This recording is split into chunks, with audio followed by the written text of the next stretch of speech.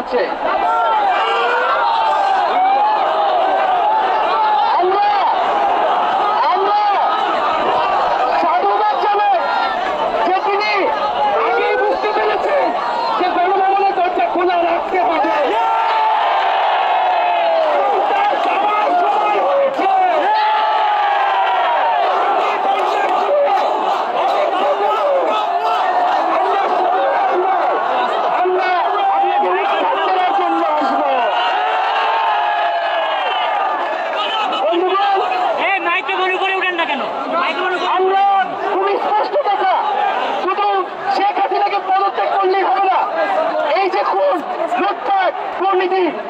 এই দেশে হয়েছে তার বিচার হতে হবে।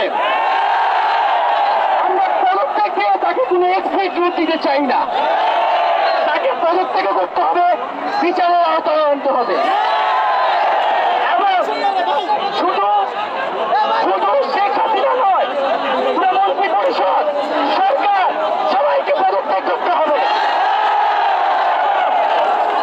এবং এই যে রেজিম, এই যে ফ্যাসিবাদী শাসন ব্যবস্থা, এটাকে বিলোপ করতে হবে।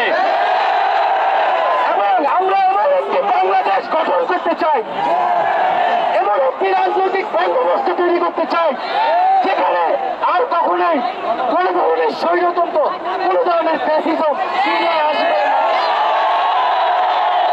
আমরা সেই এক দফার উদ্দেশ্যে আমাদের এক দফাটি হলো শেখ হাসিনা সহ এই সরকারের পতন এবং ফ্যাসিবাদের বিলোপ।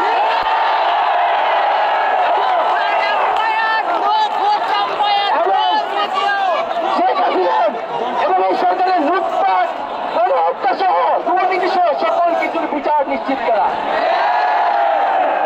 এবং আগের সকল হত্যা, খুন, নিপীড়নেরও বিচার করা হবে। সকল রাজবন্দীদের মুক্তি নিশ্চিত করতে হবে। আমরা প্রয়োজনে জেল মুক্ত করে আমার ভাইদেরকে নিয়ে আসবো।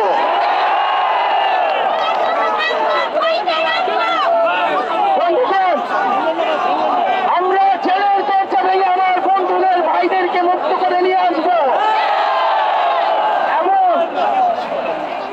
জনগণকে আমরা আহ্বান করছি, আপনারা যে স্বতঃস্ফূর্ত ছাত্র নাগরিক অভ্যুত্থান শুরু হয়ে গেছে, তার সাথে এসে যোগ দিন।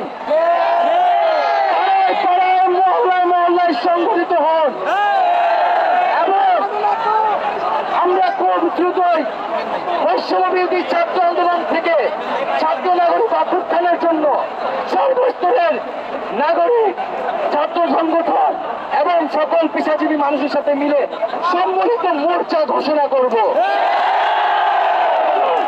সকলের সাথে আলোচনার মাধ্যমে ভবিষ্যৎ বাংলাদেশের জাতীয় রূপরেখা আমরা খুব শীঘ্রই আপনাদের সামনে হাজির। তার আগ পর্যন্ত আমরা জনগণকে সর্বাত্মক অসহযোগ আন্দোলনে নামার আহ্বান থেকে সর্বাত্মক অসহযোগ আন্দোলন চলবে। সরকারকে আমরা কোনোভাবে সমর্থন দিব না, কোনোভাবে কোঅপারেট করব না। এবং যদি কোনোভাবে ইন্টারনেট বন্ধ করা হয়, যদি কোনোভাবে কারফিউ দেওয়া হয়, জরুরি অবস্থা দেওয়া হয়, আমরা তা আজকে থেকেই বলে দিলাম আমরা তা প্রত্যাখ্যান করি।